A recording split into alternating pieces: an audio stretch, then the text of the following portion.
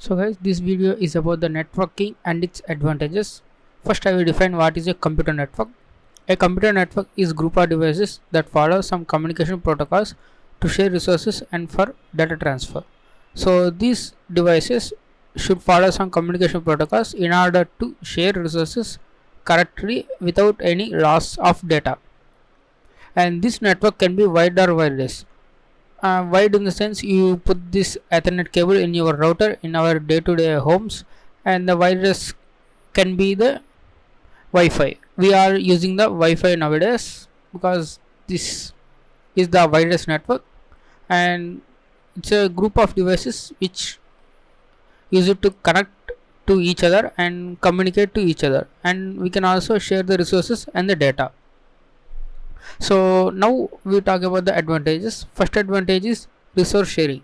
So if you have a file in your computer, if you want to transfer that file in somewhat distance computer or say to another computer, then what you want to do is you need to take a pen drive or a CD-ROM, that means a hardware device, and you need to copy the file into that hardware device, and on the other side of the computer you need to put that hardware device and copy to that computer. So in the olden days before the networking, this mechanism takes place with the CD-ROM or floppy disk, but with this network we can just set up a network file share and we can just throw our files into the network file share. So anyone on the network, even if you have 100 computers, those 100 computers can access that resource. And the second advantage is maximum hardware usage. Okay, my mistake, I should write efficient hardware usage. So if there are 10 computers in a company and you don't need to buy 10 printers for each and every computer, you can buy one printer and you can just set up a network such that each computer can access the printer at a time, one time.